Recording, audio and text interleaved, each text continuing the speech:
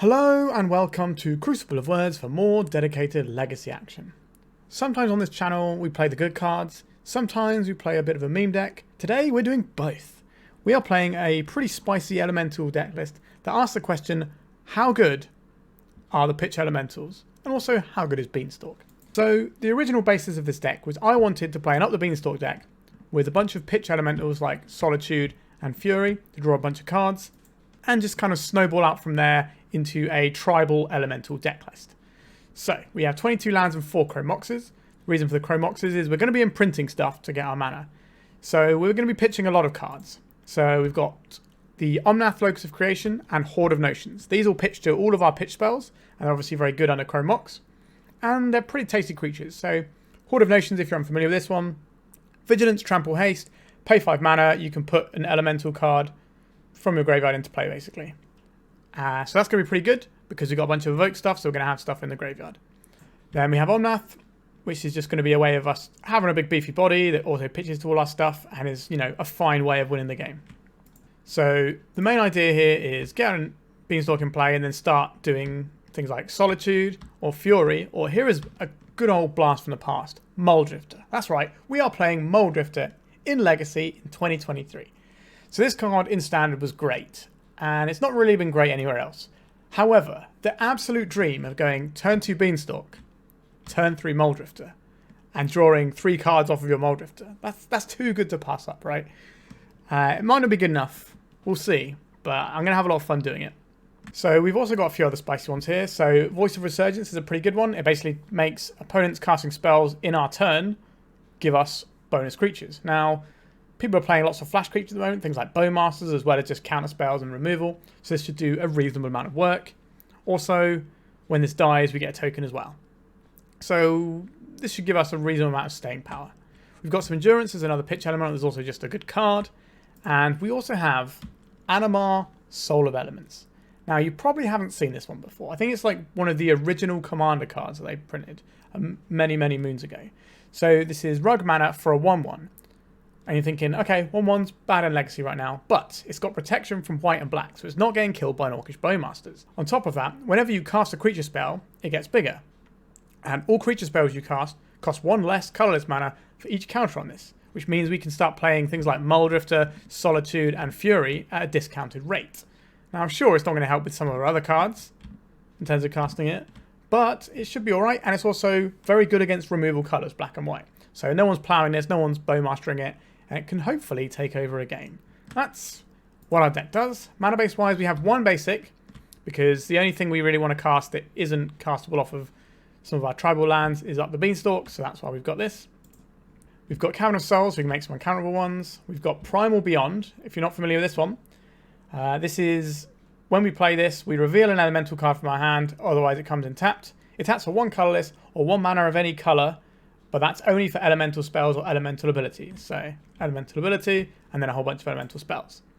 We have Secluded Courtyard, which is a sort of classic tribal thing. This is kind of the same deal as the Primal Beyond.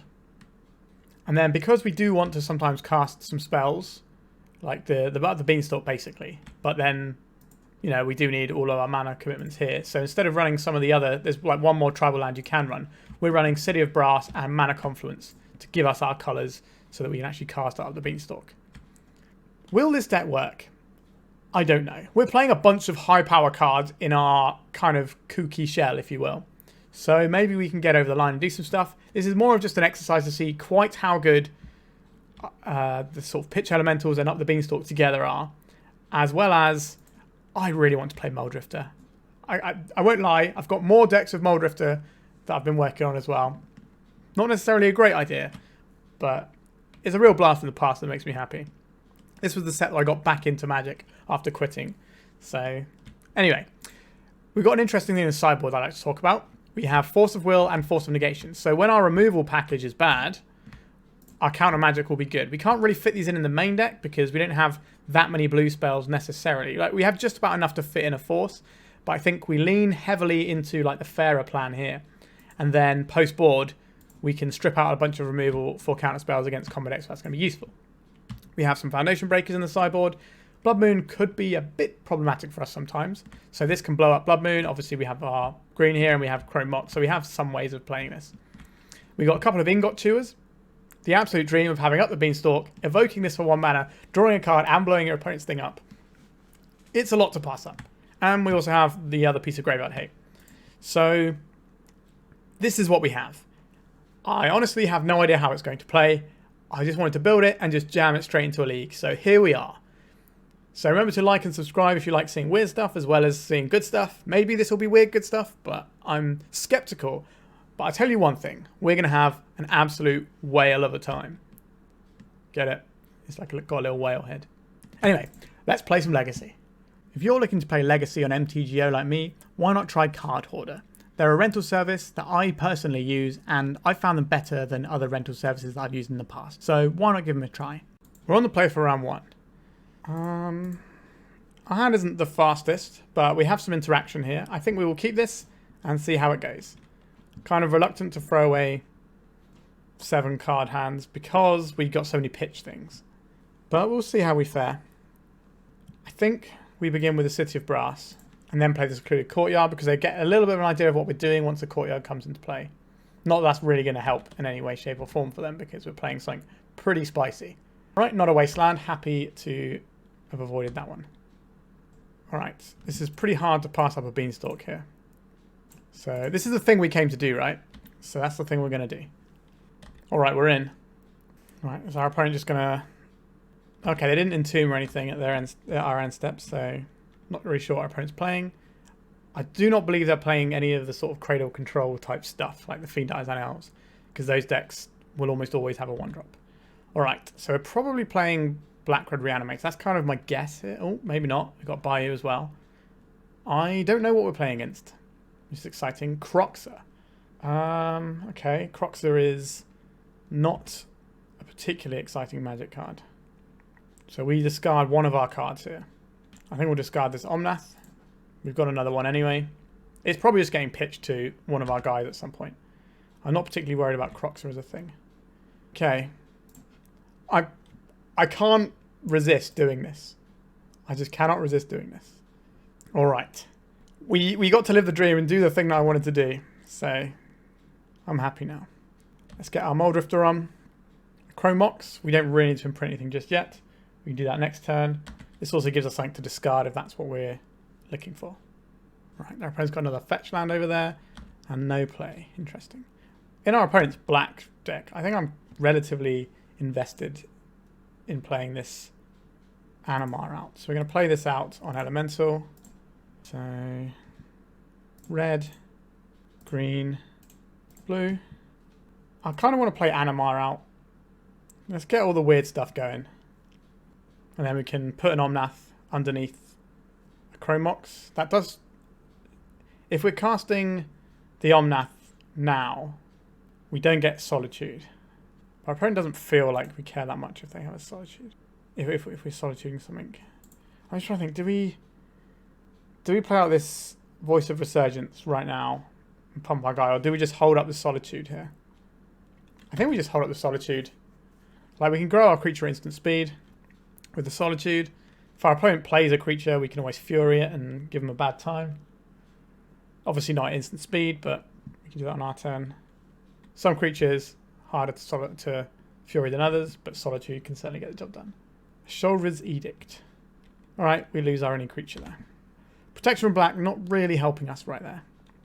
We can cast a Horde of Notions if we draw one. That'd be pretty exciting. I would like to draw another card that is white. Our opponent just Life from Lomin for a Verdant Catacomb. Is this some sort of like weird Pox type strategy? I don't know. Did not draw the white card there. Interesting. Okay, I think we just play out the Omnath here. So, white, blue, green, red. We're going to see a Bowmasters here. Could be. In response to our card draw. There is a Bowmasters. We could plough this. We'll draw a card and then it'll get ploughed. So if we Solitude this now, we draw a card, kill this, then draw a card. If we just let this resolve, we can then Fury away these things and take one. That seems stronger to me. We're going to take the extra one from this as well. Sure, you can ping me. Alright, let's do this. Yes, you get another ping, but we are going to kill all your guys. Horde of Notions. Yeah, we're living the dream over here. What sort of dream it is, that's one for someone else to answer, but I'm happy. 3 and 1. Eat it, little guys. So we could imprint our Chrome Mox or something, or we can just start slamming Horde of Notions into our opponent next turn. That seems like a good one to me. Also, the gaining life off of this is super relevant considering we have a lot of pain lands in our mana base. So that's just good deck building, says the guy who's playing elementals. But I like the spot we're in. We've got a creature on board. Like if they want to reanimate a Croxer, we can just pitch a Chrome Mox for that. And then we can just hardcast a Solitude. If we ever untap with the Horde of Notions in play, we should win the game because we just get to play things. They still have the same timing restrictions, I believe. No, you play it immediately, right? A Minsk and Boo. Interesting. You're going to try and gas up your Boo here? Right, we will pitch cast this. Draw a card. The Value Train. She is a rolling out the station. So we do this. Our Omnath can kill the Minsk and Boo. I guess they could have a Snuff Out. But we can play the Horde of Notions. And the Horde of Notions can attack the Minsk and Boo. A 1-2, you say? Alright. I'm not going to lie. I'm low-key in love with this deck already. So, white, blue, black, red, green. A cantripping Horde of Notions. Seems good to me. Good attacks. I think they'll both go at Minsk and Boo. Because this can soak up 2 trample and leave it alive. And they can obviously chump block this. So we do have to send both if we want to kill it. And as soon as we start untapping, our opponent's going to have a really bad time. Because we're just going to be able to be just jamming Furies and Solitudes all the livelong day. Vigilance, pretty potent too. Being a 5/5 also makes it bigger than a new hamster token if they get to do that. Wow, we are firing on some amount of cylinders over here. I think this is one of the sort of matchups we want where being able to outvalue our opponent will usually work. So they're going to be winning with some form of creatures. And we just keep going like guy after guy after guy, drawing cards and all that sort of jazz. So we can Fury or Solitude on the next turn. We can Mulldrifter if we really want to go deep in the value well. Assassin's Trophy on the Omnath. Alright, we're going to get our basic forest. Does that mean they've got another one for our Horde of Notions? Because that is the scarier of the two, for sure. And okay, so they're going to get rid of our graveyard. Interesting.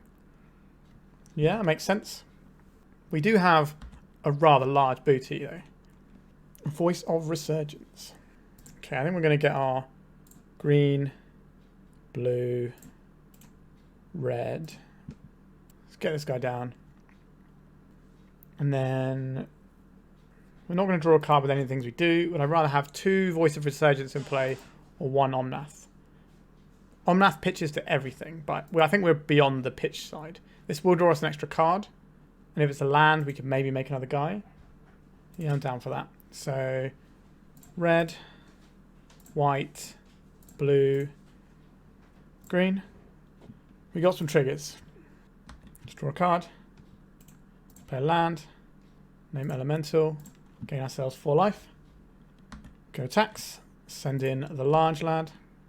If we go Hellbent to play this other Voice of Resurgence, how useful is that going to be to us? Our opponent's only got 1 card in hand. They can reanimate Croxer. I'd rather just pitch a Chrome Mox to this Croxer. So we'll just keep it running like this. Like we can just keep throwing these Voice of Resurgences at our opponent. If they block it and kill it, then we get a token. That token's going to be pretty large. Right, so we're going to see Croxer from the graveyard, I believe, here.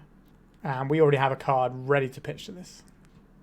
Oh no, it's another Minsk and Boo. Interesting. Have we got a Orcish Bowmasters to go with this as well? Because they put this on there, they slam it in, we block. And then they Bowmasters to finish us off. They have 1 card left in hand. If they attack... Okay, so they probably don't have the Bowmasters. I think you attack there if you have it. Up the Beanstalk. Alright, let's test our opponents, see if they do have it or not. Give us something good. Another Voice of Resurgence. Alright, so white, green, Just have this now. This will definitely force any action. I'm not expecting any action from our... Okay. So if these two attack the Minsk and Boo, they have to chump block with both... They have to block with both of these. So this will trade here, this will trade here, and they'll lose 1 life on their Minsk and Boo. If we attack with everything, they can just let the Minsk and Boo die and then swing back, which is actually fine by me. So I think we go Minsk and Boo, Minsk and Boo, Minsk and Boo. We might lose the Animar here, but we can bring it back if we need to. And if they don't kill the Horde of Notions but kill something else, then we bring that back. Because we can play this Chrome Mox, put a voice under it, take a bit of damage, bring back Omnath. If they don't block here and just let it go, then we just play another Voice of Resurgence. Then we have some pretty good options for blocking. Alright, goodbye Minsk and Boo. Green. Alright. Now 2 beautiful stags. A giant whale beast. What great art. They don't make art like that anymore, that's for sure. Alright. Another Minsk and Boo. They got a 3rd one. That'd be pretty reasonable here. They're off it. They are off it. Sideboarding. Our opponent is a creature matchup. I don't really believe we're supposed to sideboard anything here.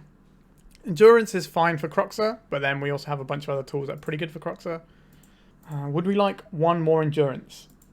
Our opponent only had non-basics. I don't think they're going to be in the Blood Moon town. Do we want an Endurance? Just stop things like Croxer. I don't really care about Croxer. I just don't think it's that good a card. I think we just go back in. Deck's perfect. Who needs to change it?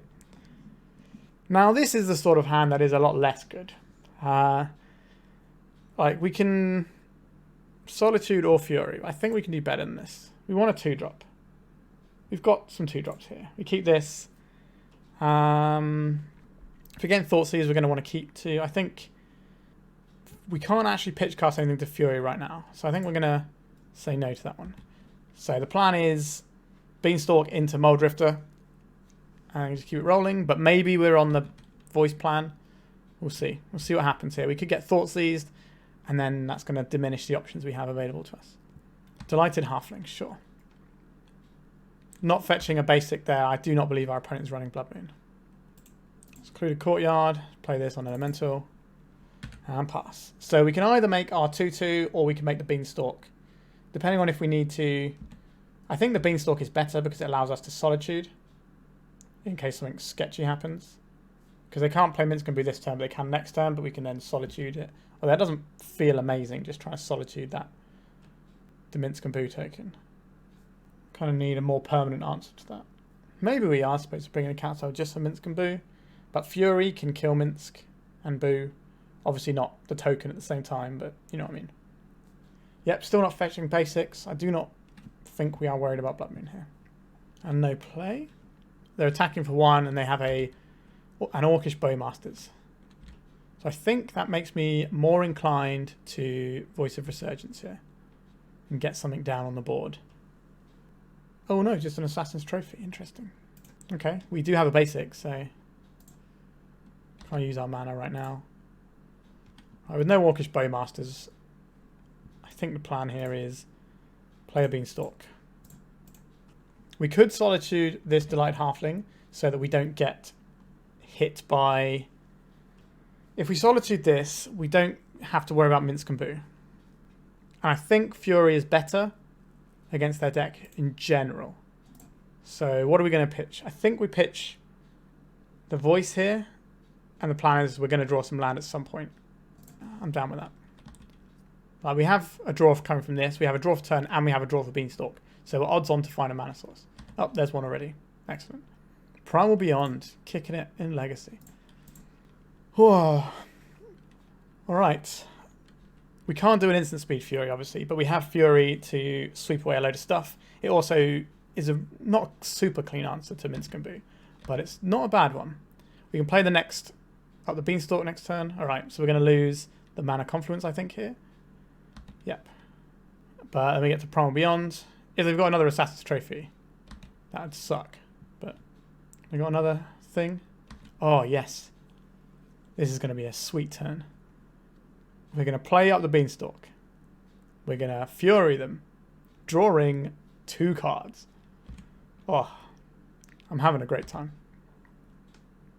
Will we win this game? Uncertain. But I'm having a great time.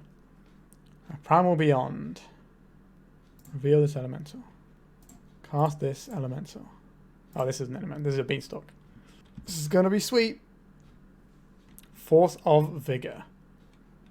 That's pretty good. We're going to lose both of our beanstalks. Our opponent is hellbent over there, though. So we will still do this. 2 and 2 seems fine to me. We have no cards in hand. We have 3 cards in hand. Our opponent has none. We also have a draw spell in our hand. So, not bad. Now, if they just go Wasteland, that's not... Okay, they've got another follow-up threat. This one is now a 3-3 because we killed the other guys. Let's see what we find. A Solitude. If we want to pitch this, it's going to cost us. I think we are evoking a Mulldrifter. We can just take a little bit of damage and then hardcast a Solitude on this. That seems reasonable to me. We'll take 3, then we'll take another 3. Like, our opponent is hellbent, or they were before going into this turn, so they're unlikely to just run a runner into Minskamboo, which is the thing we're scared about in our opponent's deck. Another Channeler, though. Does that change things? Maybe it does. Our mana base isn't that painful right now. Reflecting Pool is taps for any colour. That's pretty exciting.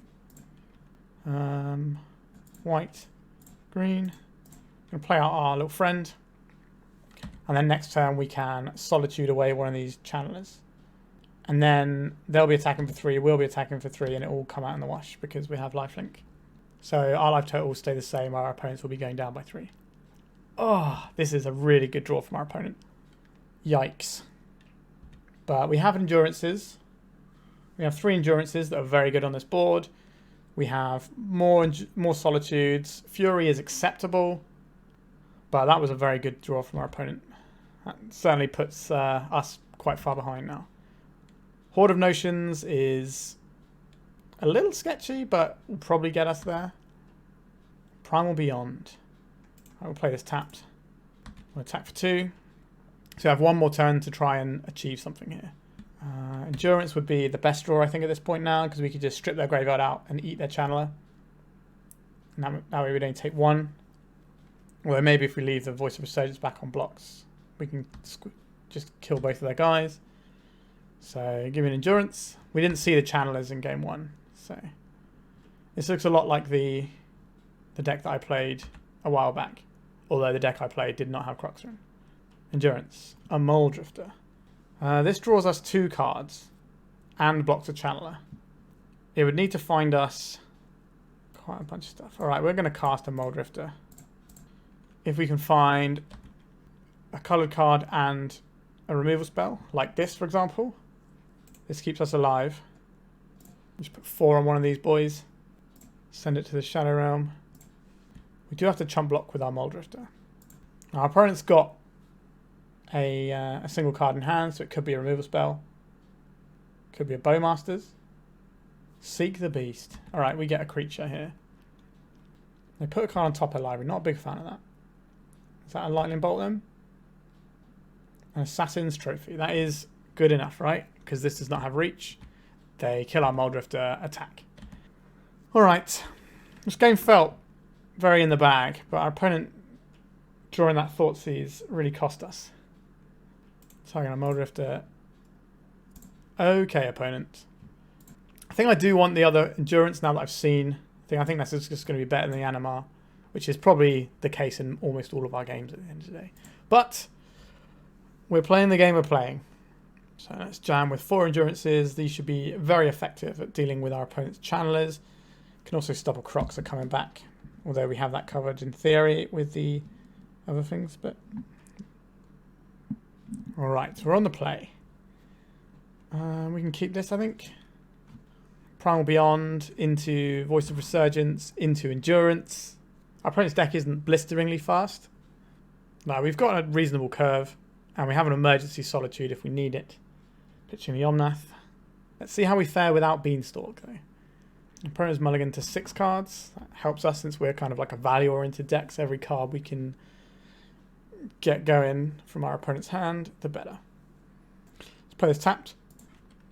Our opponent doesn't need any information from us there. So next turn we can play an uncounterable Voice of Resurgence. Not that our opponent has shown us any sort of counter spells. A Wasteland, sure. Let's play this on Elemental. And pass. Now if they have like more Wastelands, then we could actually be in trouble this game. So please don't do that to us, opponent. Alright, it's not a Wasteland. Step 1 has been achieved. Alright, so play this. White. Green. Play our little friend. We're at sorcery speed, or we're getting 3 creatures. Although the first creature they play, if they play like an Orcish Bowmaster in our turn, they get to immediately ping down the Voice of Resurgence token. Actually, that's not true, so it'll be a 2/2. Right, yeah, ignore me. They don't even get to do that. Right, so then we can start playing Endurances and sweeping our opponent's stuff.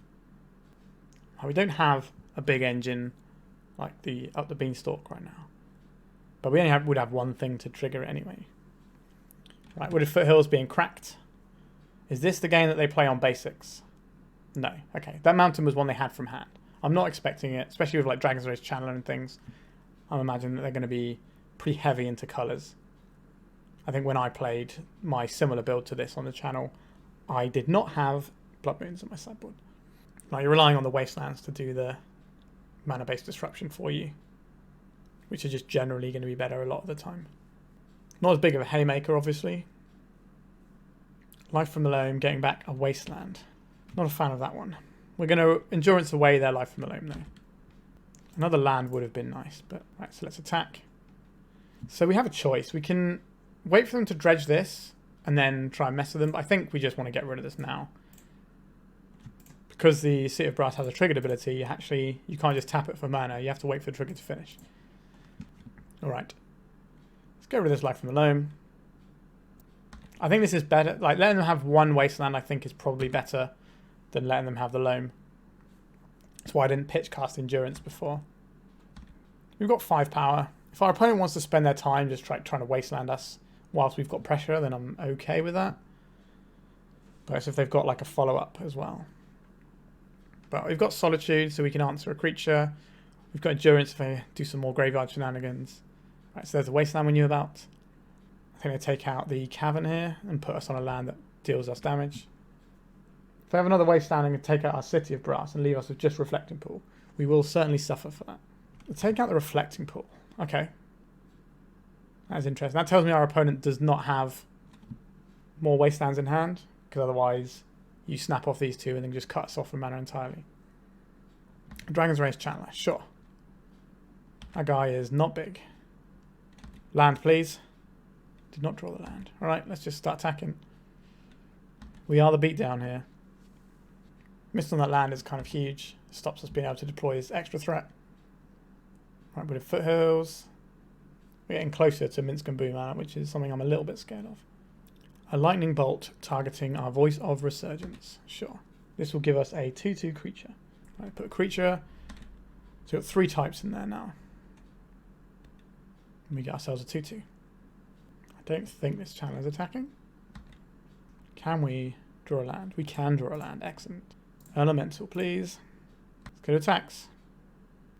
We can flash in a creature and pump the power and toughness of this if our opponent has some sort of Bowmasters type thing, but the main plan here is to let them attack, ambush this with an Endurance, and then have our opponent having a really bad time over there. Still got this emergency Solitude. Alright, what are we going to see here? It's Bowmasters or Seek the Beast. I think it's a Seek the Beast here. I think that makes sense. I'll probably play a Jund build with Questing Druid at some point on the channel. Every now and then I like to dip back into Jund and see how it is. No, it's not Secret Beast, it's a Bowmasters here. Oh, it's a trophy. They're going for the Endurance here. Okay, that gives us another mana, which kind of undoes some of the things they've been trying to accomplish, to be honest. Yes, I would like to get our basic forest.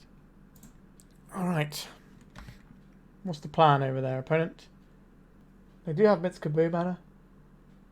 But we can probably deal with the Minsk and Boo, they're tapping out for it here. So we can flash in an Endurance, and then we can Solitude away a blocker and finish off. I will take my potentially free block here. This also takes them quite far away from Delirium. And it gives us quite a lot of damage on the way back. You got to remove a spell. Just gobble up their little friend. Alright, that was a freebie. What are they holding up over there? Happy to see a land, if you got one for us, deck. They're doing something in our upkeep here. It's another Assassin's Trophy. A Beseiju on our... Okay. We do not have anything to fetch with this. And Up the Beanstalk is pretty good, though. Let's go for this. Let's go attacks. Put our opponent to 1. This will turn off fetch lands. We have 2 lethal creatures. And a whole grip full of cards. We will slightly struggle to deploy them, perhaps. But let's see. An Endurance and a Thoughtseize. Okay. They'll probably lead off on the Thoughtseize, I would imagine. They could just play the Druid, if they've got some other stuff going on. And they can try and grow this Druid, so it's big enough to block with. That's quite an interesting play. I think if we're given the... If they Thoughtseize us, we probably Solitude no targets. Just so we can draw a fresh card that might be a land. Probably pitching the Horde of Notions. This pitches to all our pitch spells, and the Horde of Notions doesn't pitch to any additional spells. The black pip on it is basically irrelevant. Apart from dodging Snuff Out, but I don't think many people are running Snuff Out in the world of Bowmasters because it's just a wasted removal slot. So this fetch land is certainly not on for our opponent. Right, they're going for the Druid, by the looks of things. Okay. So they can't Thoughtseize us because of the life total. They do have the Endurance they can fire off here. Actually, no, they can't because the fetch land. Another Questing Druid. Okay, so we have this one, I believe. And Mana Confluence. Are we supposed to play this first? I don't think so. I think we go do this. This will give our opponent 1 life, but both of our creatures are big enough to kill our opponent. Yeah. Okay, we managed to win our first ever match with this deck that I haven't even goldfish once. So, honestly, felt like we were doing quite powerful things for a lot of it. Mana base definitely a concern against recurring wastelands, but we already knew that going in. Let's go to round 2. We're on the play for round 2. Our hand does stuff. We can keep this. Like, we're not going to be beating combo decks with our deck anyway. So if our opponent is a combo deck, then sure, that's what our sideboard is for. So we've got 8 forces. So we can lead off on a basic, which is rare, and then we get to play Voice of Resurgence into Animar, into Omnath. That's a fine curve. It's not spectacular. Oh, our opponent's running into 5, which makes you think they're a combo deck that's just going to roll us. Potentially awkward. We'll see. Maybe they're just really unfortunate. Forest isn't the most exciting thing to play here. Our opponent is unlikely... Well, they're not going to know where we are, let's be honest. But they might assume we don't have any counter magic in our deck if they see a forest. So if they just turn 1 us, they might be surprised by any counter spells we play out of the sideboard. Alright. Our opponent disconnected briefly there, but they're back. City of Traitors. What flavour is City of Traitors? Are we going to get Show and Tell on turn 1? Maybe we will. Caves of Chaos Adventure. That is not a Show and Tell. Okay. So we're looking at probably red-white initiative. I'd like a little bit more information first. Right, they could be like a red. So what do they fetch here? They got planes, yep. So they are red-white initiative. How much is it worth us playing this game? I'm not entirely sure. This is not a matchup where value is going to matter that much because our opponent will just bop us. But having 3 spells is going to be good. Obviously, our hand is pretty weak right now. Also, things like Archon of Amira are going to be a real problem for us as well. This is going to bop us pretty hard. We don't even have a basic to fetch because we've already got a basic in play. Our lands hurt us. This feels like not a great matchup. But we do have, like I said, the instant speed spells which can help us out. Sorry, the free spells. Boromir, okay. Interesting. Could be that sort of red-white humans list that's been going around. There's basically an initiative deck list with a few humans instead of some of the normal ones. Alright.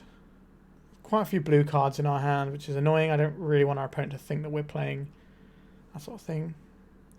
How do we go about beating our opponent here? Well, if we draw a Solitude, that's going to start the ball rolling. Or if we can draw a Beanstalk, play that, draw into a Solitude. Solitude something, draw another card. That's going to go a long way to helping us win this game. Okay, they've chosen Animar. Fair enough. Not a particularly exciting card, to be honest. Our life total dwindling very quickly. A Mana Confluence. Let's not play the one that they...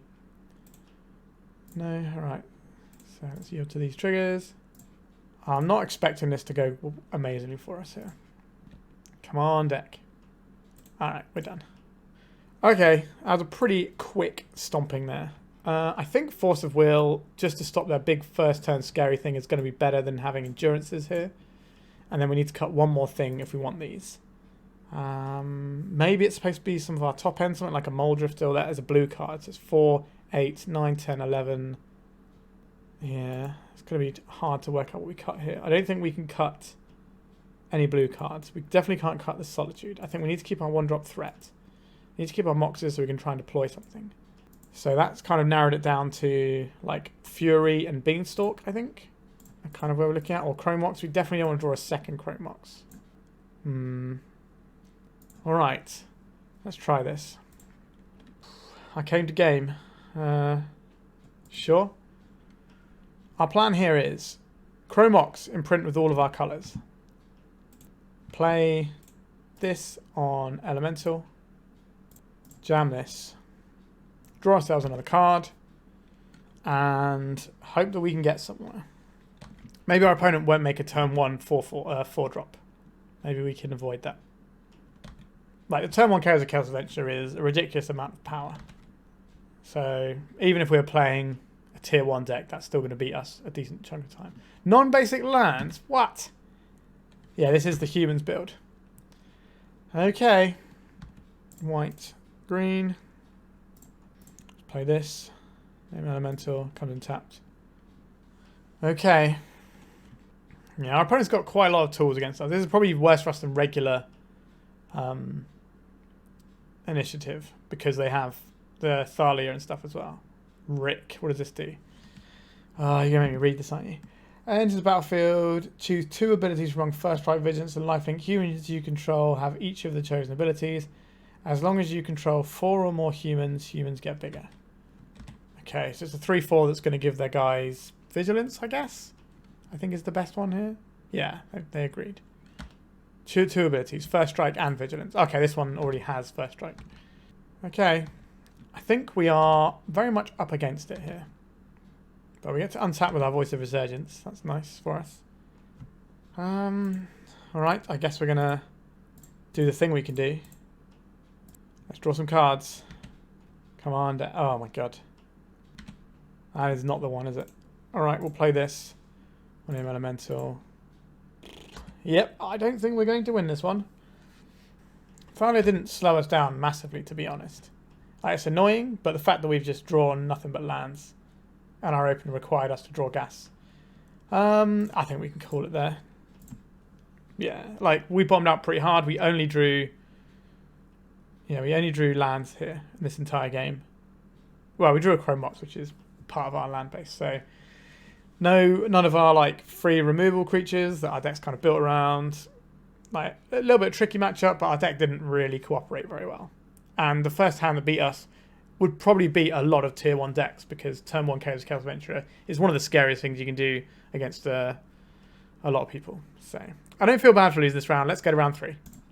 This hand feels too slow for round 3. We're going to mulligan it. Hand also feels pretty slow. We have a little bit of interaction. Fine, we'll keep it and throw away a land.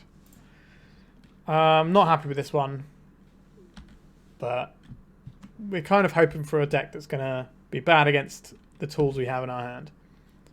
Let's play this tapped.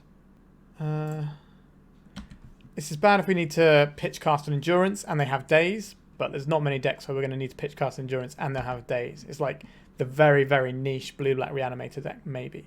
Alright, City of Traitors. What are we going to see here? Tropical Island. They're just going to show and tell us straight away. No. This is green mana.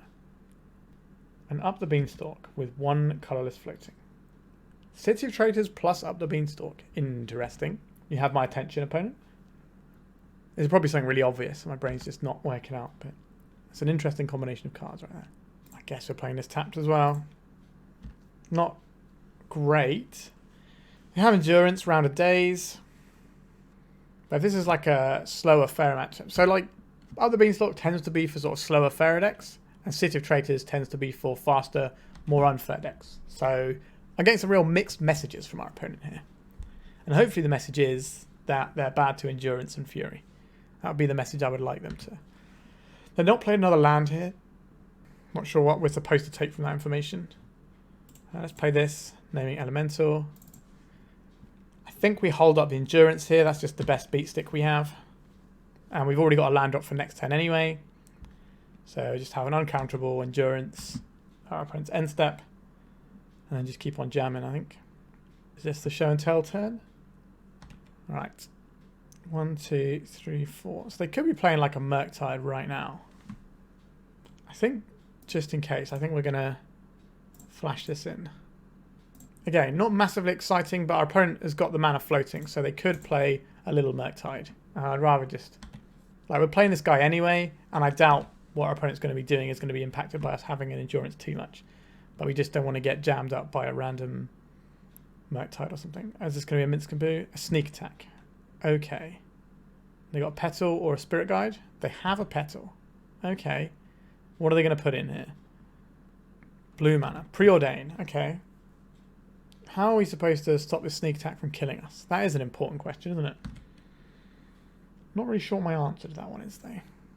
Voice of Resurgence. Not that exciting. I think we have to just... we need to draw cards this turn.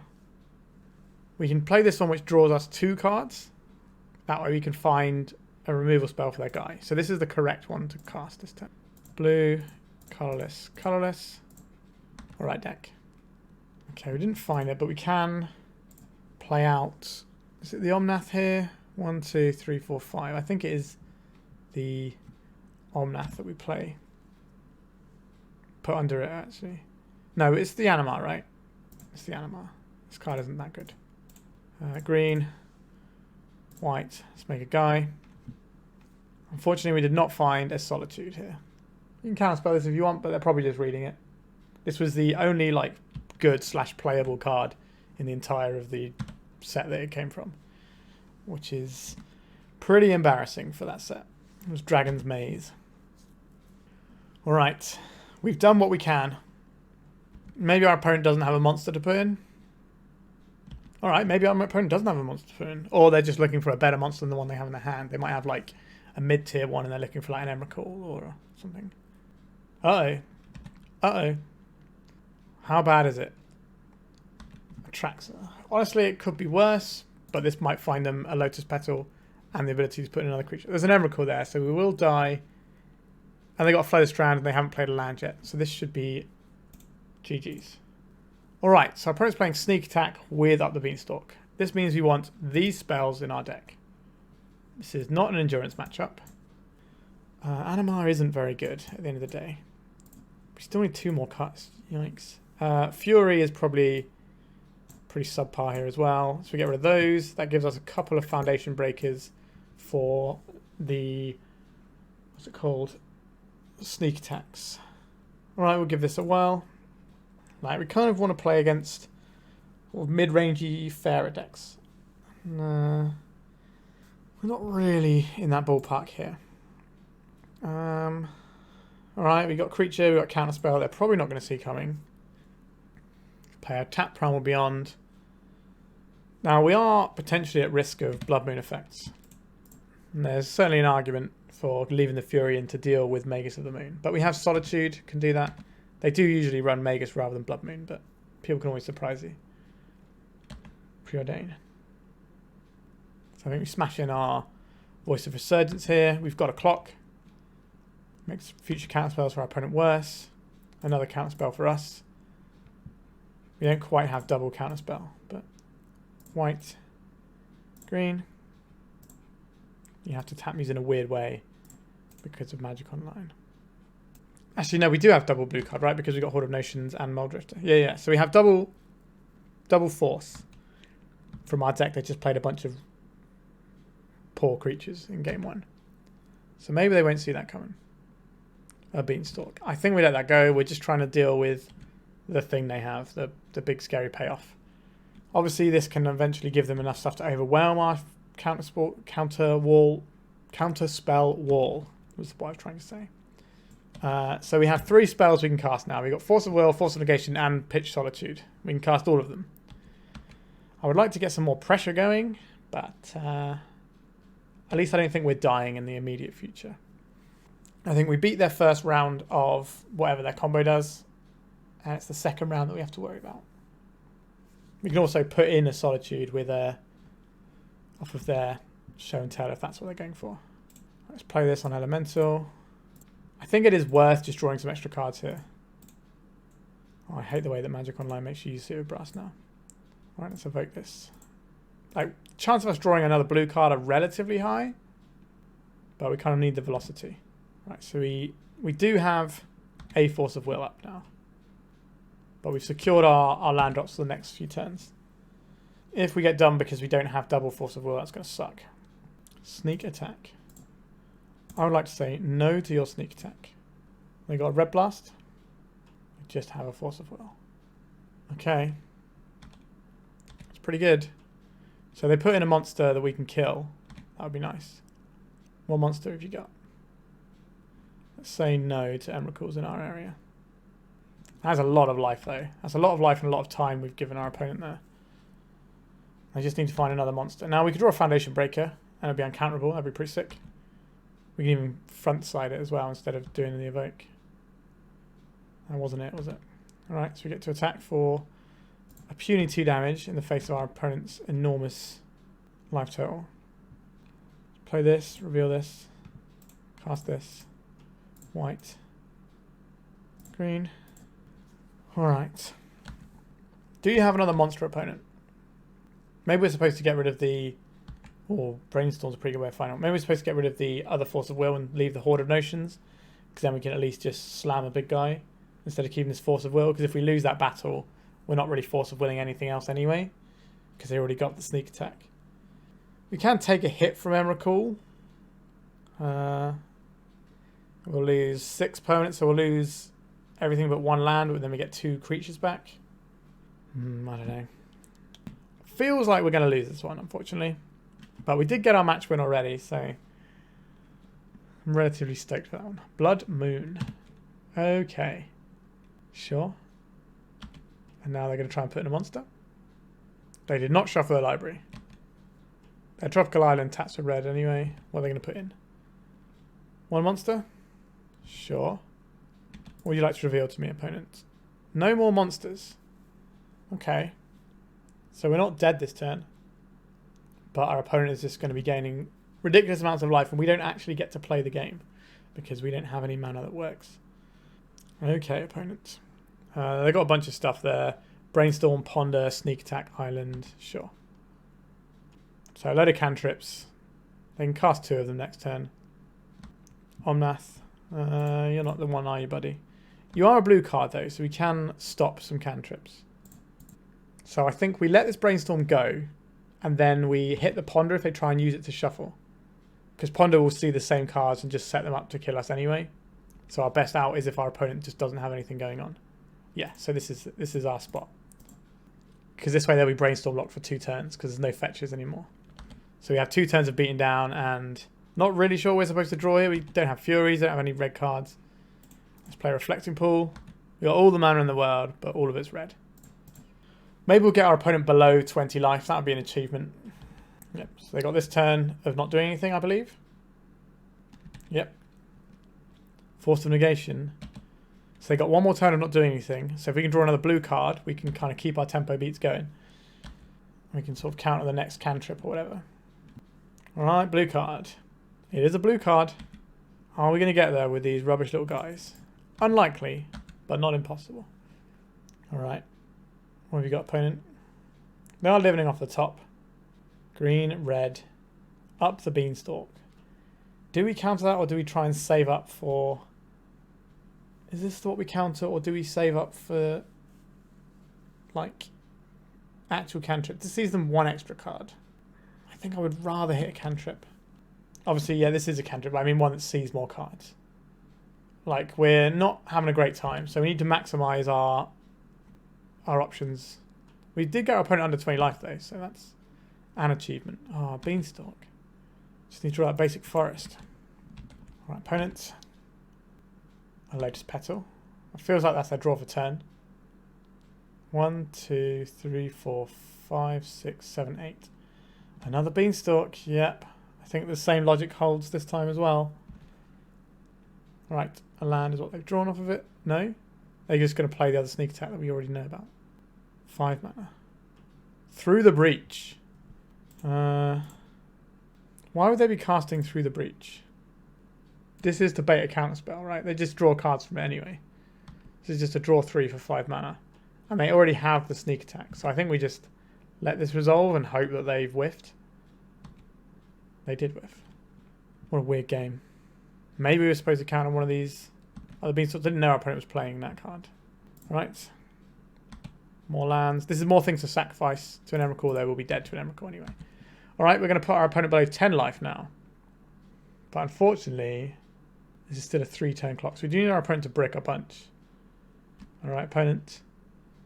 Get unlucky. What is this? It's another Through the Breach again. Brotherhood's End deals 3 damage to each creature and each planeswalker. This does not impact the size of our clock. So we let it go. It makes casting spells on our turn worse for them, but we're not really caring about that. A sneak attack. Alright. Wait, what? How did they have this monster and not put in... They must have drawn this off turn, which means they must have had the... thing on turn. I don't know. Interesting. Right, so we sacrifice this. Sacrifice up the bean, get rid of the Beanstalk, and then this will come in for... And then we'll die to the trigger, yeah. And the damage. Yeah. That's a rough matchup. They mess with our lands, and like our value-oriented plan doesn't really work there. But you can certainly see how the counterspell Cyborg package could work. If we'd have not cast this Mulldrifter, we could have had double force and maybe actually fought over what our opponent was doing. So maybe that was greedy of playing the Mulldrifter. And this game could have been very different. We could have got rid of the sneak attack and then we might have been alright. So maybe we could have played that one differently, but I still think this is going to be a difficult one. Let's go to round 4. We've still got a positive record on the line, potentially. Alright. We have a 1-drop on turn 2. It's uncounterable. And then what? Then on turn 3 we play something else. I think this is acceptable. I don't think it's great. We're going to need some help from the top of our deck. Opponent's mulligan to 6. That doesn't mean anything. But if they go lower than 6, then it means they're looking for more specific pieces or they're very unlucky. If they're looking for specific pieces, they're way more likely to be a combo deck. Alright. Horde of Notions. Get under there. Play this on Elemental. Let's go for white and green. Uncounterable Voice of Resurgence on turn 1. Not the most exciting thing. But we're 2 turns away from playing an uncounterable Omnath, which is a big boy. We don't know how good the clause of stopping our opponent wanting to cast spells in our turn is going to be. Sometimes it does lots, sometimes it does nothing. Verdant Catacombs. Cracking the Verdant Catacombs. Okay, we're looking at... Oh, okay, Cradle Control. And this is the sort of matchup that I think we should be alright in. Like, we got Furies and all sorts of stuff in our deck. Another Chrome Mox. That's not really the one, is it? Alright, let's go to attacks. Bash. So next time we slam an Omnath, you have to worry about things like natural order. Alright. A mountain. Interesting.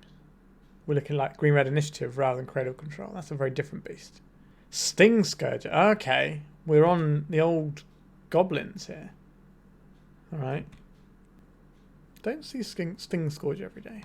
Skirk Prospector. This could sacrifice the Sting Scourger and then play another creature if they want to. Okay. They didn't have a 1-drop in hand. A Fury. I don't mind a Fury here.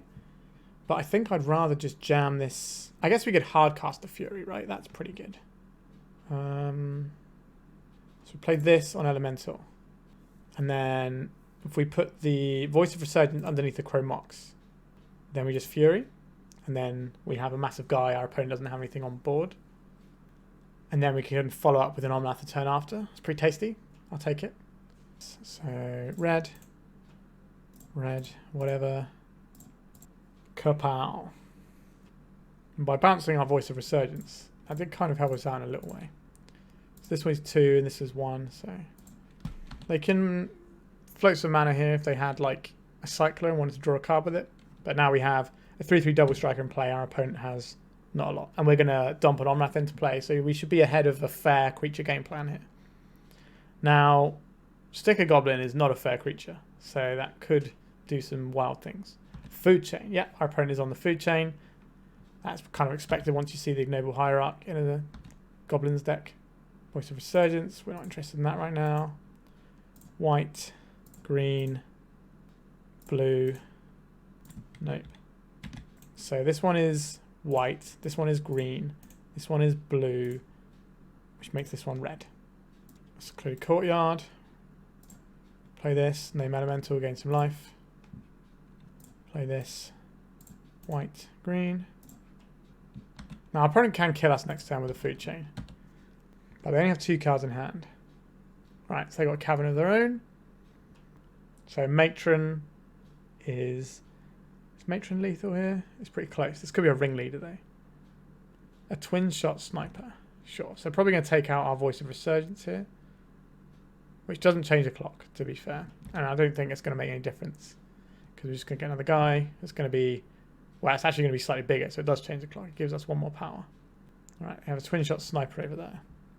It's going to sack for a lot of mana for them, but they didn't do it last turn. And Up the Beanstalk. Yes, please. A land. Okay, we'll play the land out. Gain some life here. Go attacks. Attack the squad. They have to block here. Otherwise they die. Oh. They did not want to live. I think you still block there because with a Goblin Matron off the top, you just win, right? So Endurance is not going to be useful in this matchup. Foundation Breaker could be useful. Force of Will could be useful. I think I want the Foundation Breakers. This is not really a matchup for Animar, to be honest. Doesn't feel like he's going to be at his best. So let's have another Foundation Breaker. And then do we try and squeeze in a couple of Force of Wills? 4, 8, 9, 10, 11, 12, 13, 14. That is not enough cards to play Force of Will, to be honest. Maybe if that's the case, we just bring in a couple of Animar again. And use these for just being another creature. Is an Endurance a better creature? I don't know. Having these cheaper is kind of interesting. We haven't got to do that yet. We're going to keep it in because it's the thing we want to see if it works. I think part of my debrief at the end is going to be we probably shouldn't be playing Animar. But I think it's worth trying. Like, it does pitch for all the relevant colours for the most part. Like, it doesn't pitch to... He doesn't pitch to the Solitude, right? And that's the one it doesn't pitch to.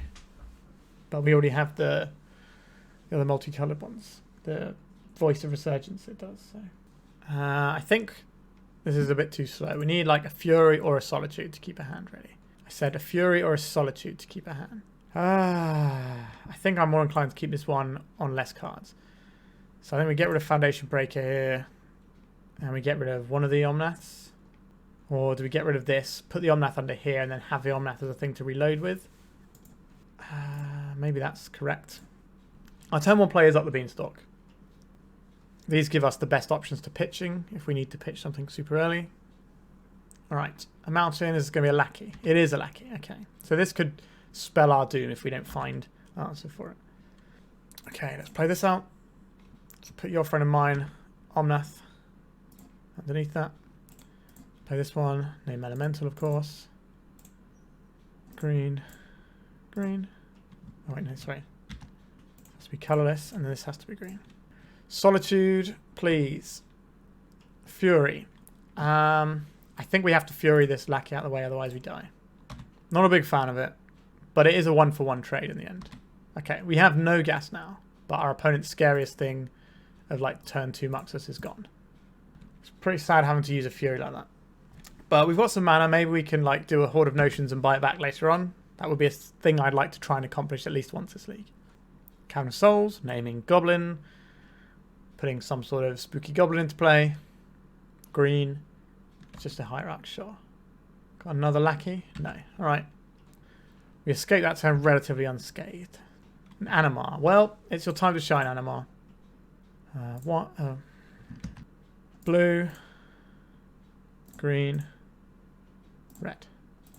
Not a very exciting creature right now. And their deck's probably going to just ignore this or kill it very easily. Maybe this should have just been an Endurance. An Endurance would look a lot better on this board than an Animar. Like, we're playing the Animar because it's a thing we want to see if it's any good. I think we're answering our own question here by the fact that I'd rather have an Endurance in play. Alright, what we got here? 3 mana. A Goblin Matron. Right, this is pretty bad news for us, as a general rule. What would you like to find with your Goblin Matron? Could be Conspicuous Snoop. It's one of the sort of better grindier options. A Ring Leader. Okay, so that's another grindy option too. Like, whilst they're on the fair plan, then I feel a little bit safer. Obviously, we're going to need to draw something because we've got literally nothing going on.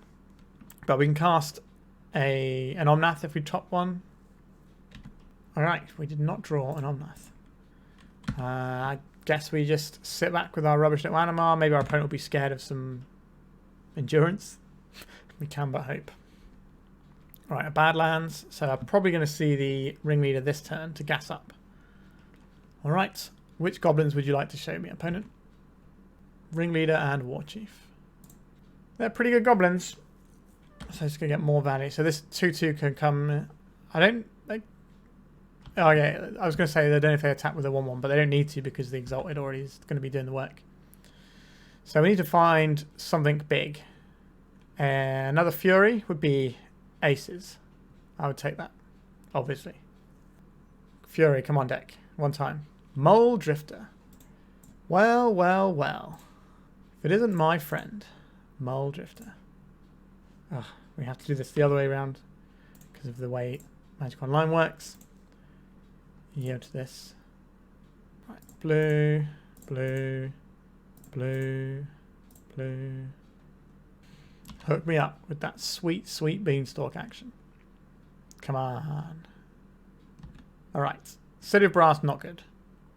But we've got 2 more draws coming. A Solitude and another Mulldrifter.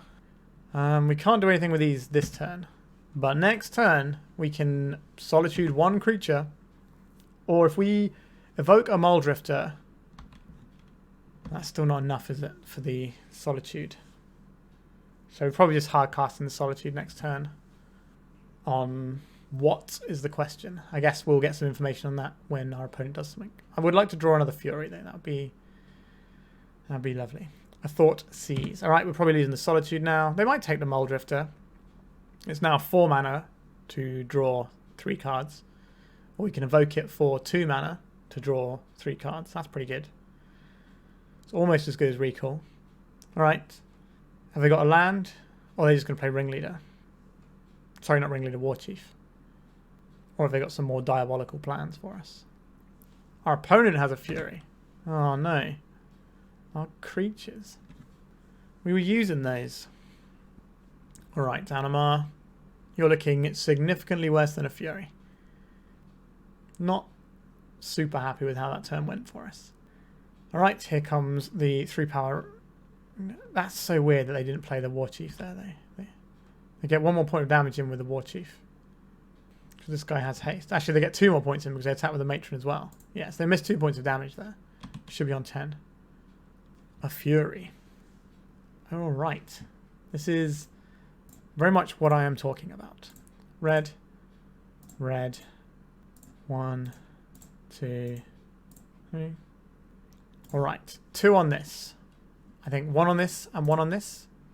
Just strip out the number of things they have going on. We'll play our forest here. Now we have a lot of things to do with our mana in theory because this Mulldrifter can draw us a whole bunch. Alright, I would like to draw some more Furies. Just nothing but Furies and then we win the game. But we might strand this Ringleader because we took their Hierarch out. Alright, they're evoking a Fury. They pitched a Squee to do this. Alright, so we're going to lose our Fury. We're just going to keep trading Furies backwards and forwards, I think. But our life total is not infinite, that's for sure. Alright, in comes a Bash for 2. Unless they've got some more haste. 2 mana. 3 mana. Another Warchief. No, a Matron. Alright, so what is this going to get them? Like the one that pumps goblins might be quite good here. If they have that one. Can't remember what it's called, but it's +1/+1 in haste to all all of your goblins for 1 red. Because then they'd hit us down to 8, and then next turn it'd be 7, 6, 5, 4, 3, 2, 1. That put us to 1, so we basically can't use some of our things. Munitions expert, okay. That's a flash guy that can blow some stuff up. We have decision what we're doing with our Mulldrifter here. A Chrome Mox. So we can just hard cast a Mulldrifter. I think that's just the best thing we can do. It's a guaranteed blocker that actually lines up quite well against a lot of their things. Alright. Mulldrifter, as intended. Alright. That's a dead draw. What about the next 2 cards? Let's play this. Name Elemental. We have a blocker, but they can munitions expert this. But then we play Omnath and gain 4 life on the next turn. And if they're musicians experting, they're not playing anything scarier for a turn. Okay, Ancient Tomb is a little scary for us there. Right, so there's a munitions expert. Goodbye, Mulldrifter. Yep, so we take 3 this turn. But we can play Omnath without taking any damage from our own lands. And then gain 4 life. And maybe the card draw will find us something useful alongside our draw for turn. Secluded Courtyard. That's not the one, is it? So white, blue, red. Get ourselves 4 life. Can't quite cast Horde of Notions this turn. 1, 2, 3, 4, 5, 6, 7, 8, 9, 10. So if we find a coloured card next turn, we can Horde of Notions and bring back Fury if we live that long. Which would be sick. Like, that could be the game right there. As long as we can afford to take the life from our City of Brass. We're so close. I can feel it in my bones. And the Horde of Notions will give us a draw of the Up the Beanstalk, so maybe that'll find us the other coloured card that we need. But we'll be taking 1, 2, 3 damage. Alright, they're tapping their Ancient Tomb. I think they're going to see the Ringleader this turn. So we might end up this... Okay, so we might end up on like 1 life. Actually, no, we have the Omnath, don't we? So that's more life as well. Alright, Ringleader, don't be too scary, please. Kiki Jiki, Goblin Matron. Okay. That's a lot of stuff right there. Not for this turn, though. Are they going to attack here and try and push damage? Or are they going to be a coward? Oh, they're going to be a coward. Interesting. Alright, any coloured card, please. That's a coloured card, isn't it? So we play this out. Gain 4 life. Play this out. Put another Omnath underneath it. We play this. So white, green, red, blue, black. Horde of Notions, baby. Read it and weep. Literally. Alright, I would like a Fury, please. So white, blue. Oh no. This doesn't actually work, does it? We're supposed to use this to activate our... This doesn't activate abilities. Oh no, we have punted this turn fiercely. I think that is the game by not knowing what our cards are doing. How important is putting another body into play at the cost of 1 life? Probably very important.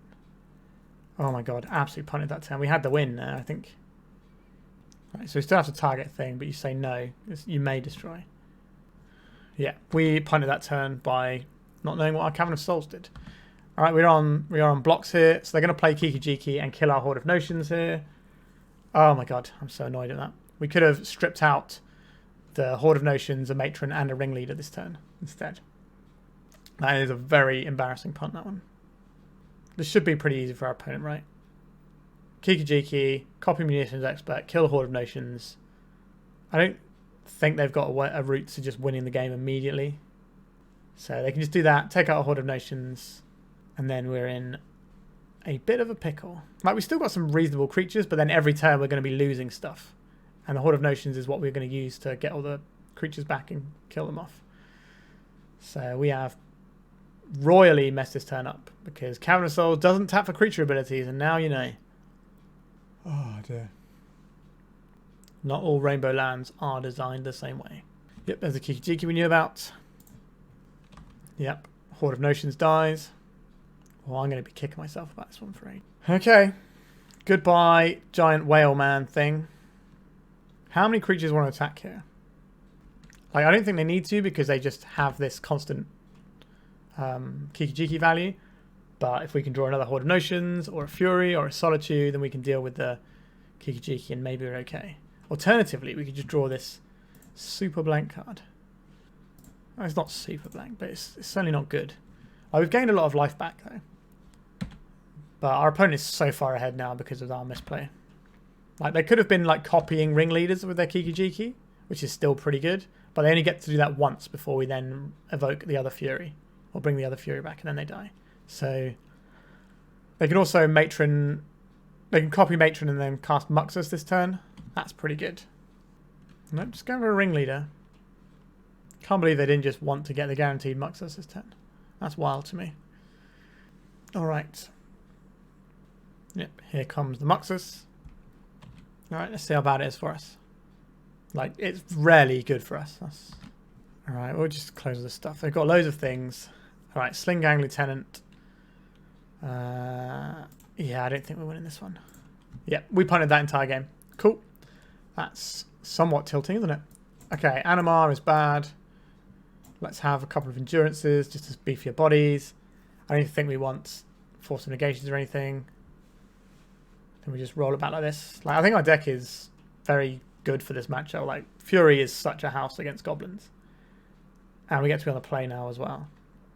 I don't like Force of Will and stuff here. Like, they have Caverns, so maybe they'll do nothing at all, which is awful. Like, our curve is a bit awkward. We have 4 Foundation Breakers, which is a lot to deal with Food Chain, but I feel we beat their fair plan quite easily, unless we like make some sort of horrible punt that costs us the game. All right, let's mulligan this one. Give us some... What does this hand do? This is very slow. Give me Fury or something instead. This is the same hand. I don't want to go any lower though. If you have a green source, how good is a green source in the grand scheme of things? It taps for all of our elementals, so having this one green source is fine. So we throw back City of Brass, and I think I'd rather just keep the business and try and draw into lands. Like, let it be known that that could absolutely bust our chops. This also means we can, if they pivot into some sort of weird Blood Moon, we can at least deal with that. But if they just go Lackey here, then we could just lose the game. Bloodstone Mire. They could Thoughtseize us instead. I don't really think Thoughtseize is where they want to be against our deck for the most part. Like, I guess it can pick out a Fury before they start stuff, but... Alright, just a red source and nothing else. Did not find the land. We did find an answer to either Blood Moon or the Food Chain. Right, let's get some cards going. Alright, still no land, so I would very much like to find a land on our next draw, otherwise it's going to be a bit awkward. And maybe we're going to get punished for our greed. But we have 26 mana sources, so we're very much odds on. Still nothing. That's really interesting. Land, land, land, land, land. What is this? Seek the Beast? Or they're going to besage you our... We don't have a land to fetch. That's really tilting. Alright, we did find... Let's draw 2 cards. Just casting Divination with a fish on it. Right, come on deck. Give us the goods. Give us some more lands. Give us a Fury. Okay, we have a removal spell. I'll take that. That's certainly step 1. And then we hope our opponent taps out for like... if we draw a land and our opponent taps out for Food Chain, that'd be real good for us. They have seen Foundation Breaker out of our deck though, so it shouldn't come as a big surprise. Or they tap out for Blood Moon is acceptable. Food Chain. Alright, this is exactly how we draw. I'd like to draw a land this turn, so we can just hard cast a Foundation Breaker. Now we're definitely getting rid of this regardless. Okay. No to Food Chain, please. Yes, please. I would very much like to use Foundation Breaker's ability. Missing on land there's annoying because we could have had a 3/3 to go alongside our destruction of their thing. If we just get one more land, I think it unlocks our whole hand. We can just do our Omnath and get stuff going. We're probably going to see some like running ringleaders because I haven't been doing anything else really. So, and Food Chain into ringleader often is game over. I don't think we have to kill this War Chief. I don't think it's scary enough just yet. We could draw something like a Beanstalk here. That means taking the 2 damage is worth it. Alright, we've kind of whiffed again here. We could draw 2 cards and sort of invest in the future a little bit. Or we could play this and hope that we draw out. I think we're going to invest in the future. We will need to kill this because this can generate a Muxus. It does mean we have to decide what we're pitching here. There's Elemental. I think we are pitching the Voice of Resurgence. Because we can cast the Omnath, and if we draw 1 more land, we can cast the Horde of Notions. And then that is a pretty big game at that point, because we can reanimate our Solitude, we can get back Foundation Breakers, get back Mulldrifters. Yes, they would have had a Muxus this turn if the War Chief was in play. If they have Muxus in hand, which they must have, right? Because what else has their hand been doing? Not a lot. A Goblin Matron. Okay, so definitely going to have Muxus next turn, that's for sure. Oh, I really wish I hadn't punted game 2. It's going to haunt me forever. Ringleader. That's a weird one. That means they definitely have the Muxus in hand, right? Otherwise you go get Muxus. Unless they don't have a land, they just want someone they can guarantee to cast next turn. City of Brass. Okay, we're going to play the biggest boy in town. So white, blue, black, red. We have to do this a weird way because of our own silly land. Alright, yield to the trigger. White, blue, black, red, green. Play the big boy. Start 7. Vigilance, trample, haste. Not a bad little keyword soup there. Alright, opponent. Please don't play Muxus this turn. Uh-oh, well, they're playing Muxus this turn. I think that means they had the land on top. Judging by what they fetched there. And they already had the Muxus in hand, because you always get Muxus if you're in that sort of situation. Alright, we need this Muxus to be bad. And then we can double Fury if we find a Fury. Alright, don't kill me, bro.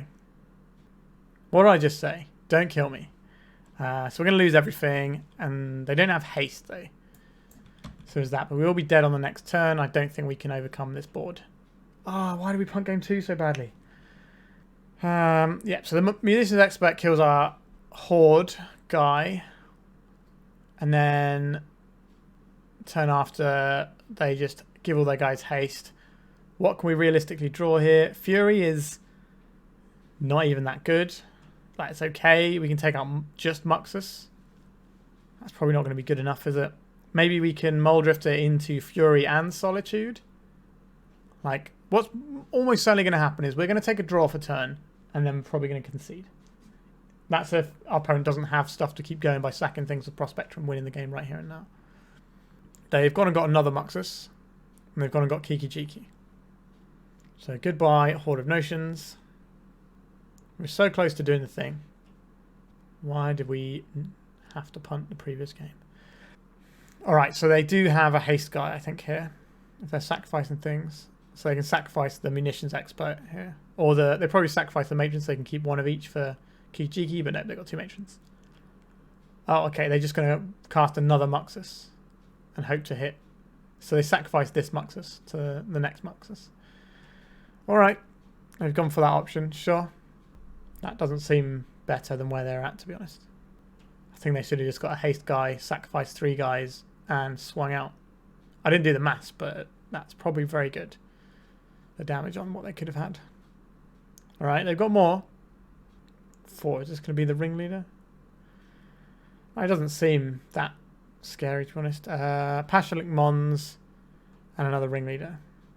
Okay, their board is definitely worse than after they Muxus, so yeah, pretty happy about what they chose to do there, to be honest. They've given us a chance. Primal Beyond. We could play the Omnath and draw a card. But that definitely won't get us where we need to go. We could hard cast a Mulldrifter. I think that's probably where I want to be here. And this gives us a chance to draw into, like, Solitude. Oh, exactly like that. We don't necessarily have to ping this off now. I think we can wait and see what happens this turn. So if we play another Muxus, we might want to kill the guy that gives all their guys haste, for example. We can chump block a Muxus, or we can kill that Muxus if it's the only one attacking. We have more options if we wait. There's also only 4 minutes on our opponent's clock, but I don't see this game going a million turns. Although maybe we stabilize, maybe we hit Fury, something like that. 4 mana. Is this going to be the other ringleader? Like, they reveal so many cards now, I'm not even keeping track, to be honest. Ringleader, sure. Goblin Lackey, Goblin Matron. Okay, they got card advantage, but what are they doing with it? A Goblin Lackey, that's not that exciting. Let's see what they attack with here, and then with the triggers on the stack, we can kill their Moxus. It is going to cost us our Omnath, but I think that's just what we have to do in this situation. Trade off here. Alright. They're going to have a Moxus in a couple of turns. Alright, Fury is the sort of draw that we've been looking for. So we go for Elemental, red, green, red, red, 1. Alright, so we have a 3-turn clock. And we have a 3-3, sorry, a 2-2. Sorry, I thought Foundation Breaker was a 3-3 for some reason. I think I mentioned it being a 3-3 earlier, but it is only a 2-2. It's not as bad that we didn't get to have it in play, but... Right, our opponent's got 3.5 minutes to work this one out. Sling-Gang Lieutenant, maybe? They put black in the pool. Sling-Gang Lieutenant is very annoying for our attacks, because we kind of just sit there and don't get... and they just block once and then ping us off with it. So it doesn't really work well for us to attack. Alright, another Fury is A-okay with me. Just draw Furies every turn and I'll be okay. I think we keep this in case we draw an Omnath. If we attack, we kill one Goblin and then do nothing. I think we just hold back with our guy for now, because we take 3 damage if we do that. And our life total is a little precarious. They've got a Matron, so they can Matron for another Moxus. I don't know why they sacrificed their guys to play another Moxus. Oh yeah, they definitely gave us a route back in this game. 5 mana, a Fury. Yep, that's pretty annoying. This punishes us for not attacking before. We could have at least cleared 1 Goblin or hit them for 6. But now we take 3 and they still got all the pings available, and now they have a big old Fury. So we're probably going to be playing a Foundation Breaker as a chump blocker, because otherwise we're going to die next turn. Which is not how I wanted this game to go. I can't remember if they got a Kiki Jiki or not. Maybe they do. Right, we cast this. There's no targets for this. It's just a 4 mana 2-2. Not exactly how we drew it up. I guess we are also playing a 5 mana 2-2. But that does draw 2 cards. Should name Goblin. I can't remember if they have the Kiki Jiki or not. If they do, then we're dead. Sting Scourger. 6, 7, 8, 9. Let's see if our opponent works out that they can sacrifice a guy to kill me. I don't know how we're supposed to come back from this one, regardless, actually. Yeah, we punted game 2, when I think we probably had the win there. Just because we assumed that Cavern of Souls tapped for creature abilities, but it didn't. So I'm going to call this one a win for the deck, but a loss for us. So, sorry deck, I did you dirty. We've got one more round to go, see if we can get the 2-3 official. Our hand is very slow, which is something I'm finding as a recurring problem. I think we have to mulligan. We need to get something on the board. Oh, jeez. I don't think we can keep this. I think on this few cards we do have to keep this. I'll get rid of this City of Brass, and I think it's a Mana Confluence. It's awkward. Don't get me wrong. It's not where I want it to be, but it's where we found ourselves. Right, let's play this tapped. Raise some eyebrows over there. If this is a matchup where Fury's good, then we might be okay. I hope our opponent plays out lots and lots of 1 toughness creatures right now. Oh, Wasteland. That's very friendly, isn't it? Land, please. Chrome Mox, you're like a land, but we don't have any spells we're going to cast now, so we're going to leave this in hand until we have more information about what we want to put under it. We're looking at some sort of scam list, maybe? We have some pretty good creatures to reanimate, if that's what's going on here. This has to put a Fury in if we want to cast Animar. Red. Oh, let's do this the proper way, because Magic Online doesn't like this, so we need blue off of this. Yield to this. Red and green. Let's cast this guy into Daze, I guess. But with wastelands on the other side of the battlefield, we don't know how long we're going to have our lands from. Having a thing in play that actually allows us to reduce the cost of some of the creatures we might play feels like an important one. Because our opponent can just let us resolve and lightning bolt it as well. Feels like we're getting a hard cast days here. There we go. Okay. So we're on some sort of Grixis tempo by the looks of things. Which I think should be okay as long as we don't get wastelanded into the Stone Age. We could have kept one of the slower hands and been fine. Are we solituding? Whilst it's a 1-1, I don't think so. We may as well hold it. We might draw an Up the Beanstalk and get more value out of it. We might see like a Murktide as early as this turn, which would be a better target for it.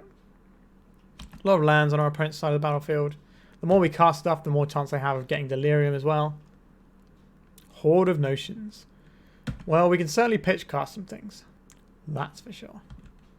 Right. Can you not play out some more guys, please? The Tundra is interesting. I don't know what that is in aid of. Alright, so now we have Up the Beanstalk. This is a round of days as well. Rewards us for the play, or the lack of play we made with our Solitude, just taking a couple of points of damage. Drown the Lock, Orcish Bowmasters. How important is it for me to deal with these things? I think we can just play our Fury here and just sweep their board. Sure, you ping us for 1. And let's evoke this. We're going to get a 3-3 guy here. So this is only going to trade with Bowmasters on the token. Oh, they did have a Force of Will, but didn't want it for our Beanstalk. Interesting. Not really a fan of this play, but I think we're kind of priced into it a little bit. We're going to nail the Bowmasters here. Oh, really? Your last card was another Force of Will blue card? Yuck. Yeah, it's quite the hand there. What do they pitch? Anything interesting? 2 Murktide Regents. Well, they don't need them now because we don't have any removal. We don't have anything left. And they've got a lot of power now because they're going to get 2 triggers off this Bow Boys. Voice of Resurgence. Okay, you're an interesting one. Goodbye, Fury. Hello, even bigger Orcish Bowmasters. Hello, Up the Beanstalk. More ways of growing our opponent's token. That's what you love to see. Alright. I would describe these situations we find ourselves in as somewhat dire. And they drew a Brainstorm off the top, which is going to give them a bit of filtering. Okay, they left 1 card on top as well. Yeah, it's pretty good when you're hellbent to draw that. I think our opponent's draw was very solid, but this is why you play Grixis Delver type strategies, because you have draws like this and they're really, really strong, and you have the ability to find these pieces with manipulation. Like, we knew their hand was good because they weren't casting cantrips, they were just passing with empty mana. Like, they either had to have like spell pierce type cards or like just real good gas, like what they've shown us.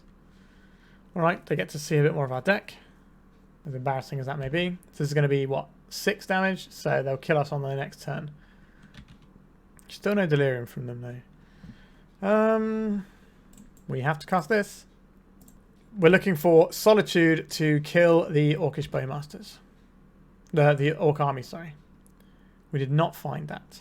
Alright, we are dead. We can play a land to have a chump block for this. How good is that going to be for us? So this is going to put us to 3. And they beat us for 2. If this flips, we die. If they have any burn spells, we die. Yeah, this is a bit of a challenging one. If we have kept one of the slower hands, we might have been okay here. One of the earlier ones. But like, we had a pretty good run of it. We had Fury and Solitude with a Beanstalk going. Like, this is the sort of hand that we want, but Bowmasters has just really undone us here.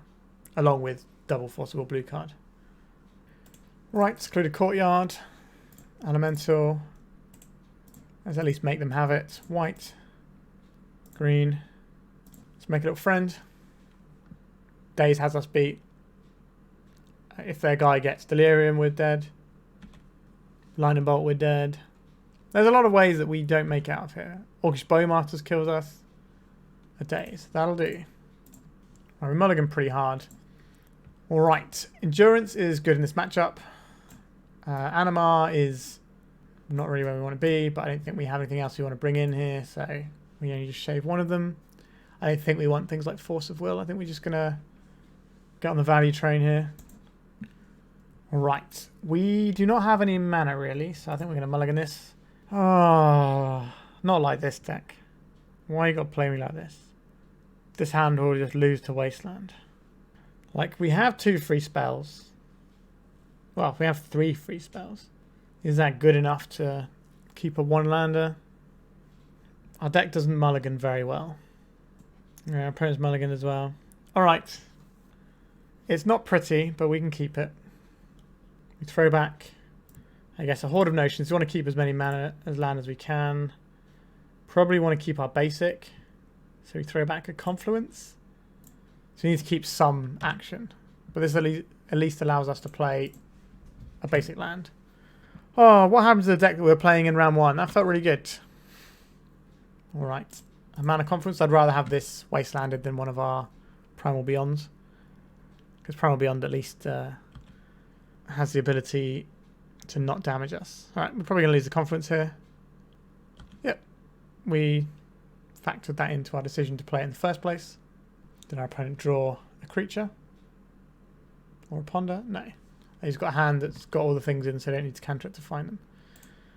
It's always worrying, isn't it? Alright, there's our Mana Confluence. Next turn we can play a Mulldrifter and draw 2 cards. Powerful divination into what will most likely be a heads-up Orcish Bowmasters. Underground Sea. We'd love to see them tap a land here so that we don't have to worry about Bowmasters. Feels pretty obvious they have one here. No? Okay, they just cast something in second main phase, sure. This is good for us. Let's play this one out. Let's reveal this Mulldrifter. Let's cast this Mulldrifter. Especially since we know there's no Bowmaster this turn. They're going to daze this. They're going to daze our divination. Alright. Goodbye, Mr. Chips. Well, it's Mr. Fish, isn't it, really? But there you go. I'm at that time of the evening where I talk complete nonsense, apparently. Alright, so we're going to take one from this Dragon's Rage Channeler. I'd like to find a Beanstalk, but it feels like this is the turn where they have the thing. So they're splashing white just for 4 Theo Ingots by the looks of it. Primal Beyond, you can come into play tapped. Whilst it's a 1-1, I have no desire to blow it up with a Solitude. Our opponent's got 5 cards in hand. Yuck. There's a Bowmasters. Okay. We can choose what we want to do with our Solitude in the near future. I think if they get this Dragon's Rage Challenge to a 3-3, we're kind of pressured into hitting it with our Solitude. So they got instant sorcery land at the moment. So they need artifact or creature. Or enchantment if they're running something like Seal of Removal. Right, there's a Volcanic Island. Sure, we'll take a bit of damage. We can hardcast a Solitude next turn. It will be into a daze. But time is somewhat running out for us here. But we'll see. We have powerful Magic the Gathering cards. A Voice of Resurgence. That's not the worst. Are we supposed to be just playing this Solitude though? That's into a daze. If we play this one out, it can block. And then our next turn gets better. Yeah, I've convinced myself. This requires an answer, otherwise we start accruing tokens. This can get in the way of an army or a Bowmasters, which should slow the roll a little bit. Even if they shoot it with a lightning bolt, we still get to block. They're not going to have... Actually, no, they've got white mana. They could have XR removal. But I think they are just splashing for 4 Theo Ingots. I don't think they're running Plow. They could be running Plow, could be in the sideboard. They're probably just running Prismatic Ending in the sideboard. Alright, so now we have a much better target for our Solitude. I would like to draw a land so we can play around days. That would be the best. Do not draw a land to play around days. Our opponent has got a lot of life there. We could pitch cast this and cast the Omnath. That plays around days, but if it's Force of Will, we kind of don't have anything going on then. I think we cast this. Because we can run it back next turn as well. Now, if they interact with this, we at least get a token. A daze, yep. So drawing the land would have been great here. So I think we have to take a bunch of damage here from the Murktide, then try again with the Solitude next turn. And if they have the other counter spell, then sure, our opponents just had it all this game and they get us. Sometimes happens. Alright, so they only need a sorcery or a creature in their graveyard. Alright, you can have a little bauble. Or I'd like a land to play around days, but we'll take what we're given, I suppose. Up the Beanstalk. It's not really the one, is it? If they have a daze, we lose. if we pitch the Omnath, I don't really know how we're winning. I think this is just a hope that they don't have another counterspell. Like, they've had a lot of counterspells in both games so far, so I wouldn't be surprised they had another one. Alright, we get to take this out at least. And now we have 3-3, so now we are the big boys. Or we have A3-3. And we'll bash with A3-3. Right, underground C. Or if we turn the corner perhaps. We're doing something at least. Let's bash with this. This gains up life, which is certainly a useful resource. This will do some Bowmaster stuff. But white, blue, red, green. It is also going to be another big beefy boy. I don't really like this Beanstalk right now, but as soon as we get to clear this Bowmaster, like if we draw a Fury, then this game is ours. But the Omnath is going to give us land drops as light. Oh wow, they're off it. Come on. Very excited by that one. We managed to turn the corner there. I think we just roll back in again. Our hand is a touch slow, but we can clear the first wave. We have a lot of lands to get through wastelands. Endurance is good in this matchup. Alright, they're not starting on a threat. That's perfect for us. That's going to give us a bit more time.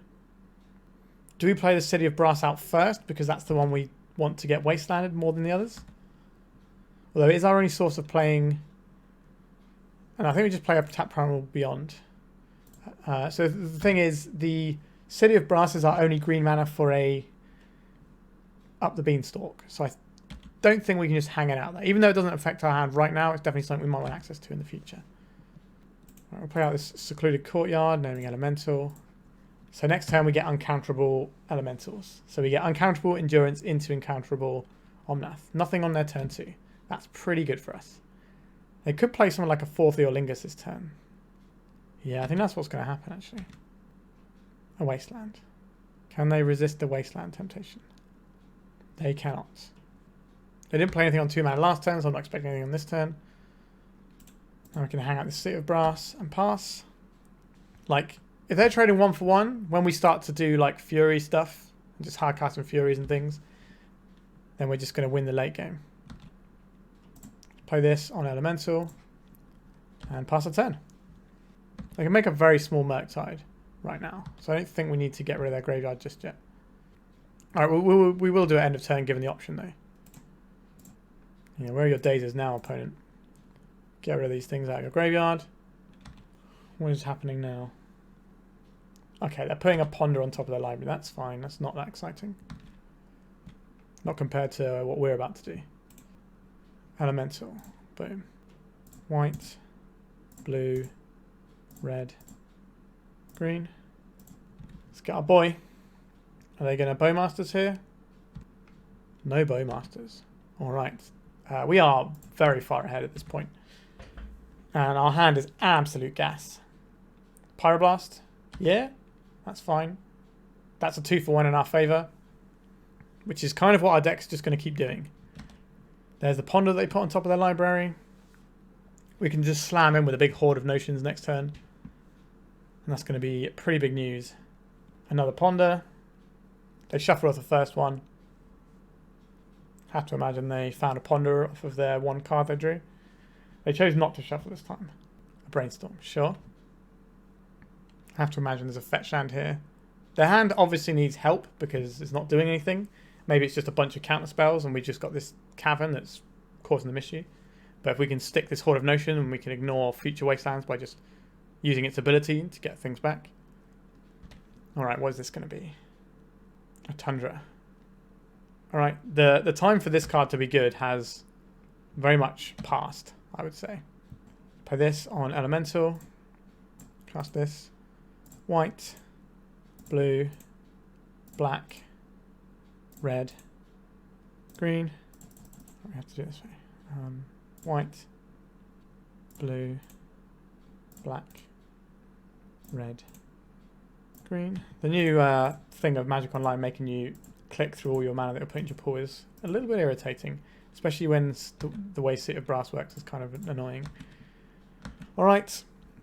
We can't cast our Solitude. unless we're paying mana for it. But we can do that. So we can bring our Omnath back next turn if we want to. We can Fury, we can Solitude. Like, this Cavern is everything right now. If they can waste down this Cavern, maybe things will start getting more difficult for us. This ability does not work under Lavinia, because we pay it without paying its mana cost. This says if no mana was spent to cast it. Sure, you can hit that thing. That's fine. All right, they're just off it. Excellent. So we finished with a 2-3, and if I hadn't have punted versus goblins, we could have had the 3-2. We could have had a positive record with ridiculous elementals. What a time to be alive. Let's talk about our deck. So we should have got to have done the Horde of Notions trick with the paying the mana, and that would have been great. We did get to do turn 2 Beanstalk, it might have even been turn 1 Beanstalk, into Mulldrifter the following turn, which is one of the things I really wanted to do. I know it's not the most exciting or explosive thing in the world, but it brings me joy. Voice of Resurgence was fine. It pitches to Solitude, which is important. It pitches to Endurance, which can be important. We didn't play against the matchups where Endurance was a thing we were pitching, but that's fine. Animar, I think, is possibly a sideboard card. Originally, I had it as a sideboard card for, like, decks with loads of white removal, but I think we kind of just grind through that when we get into, like, the mid to late game anyway. So maybe we don't need these at all. So these could probably go. Endurance would just be better, so we can have another Endurance here, and that frees up 2 slots.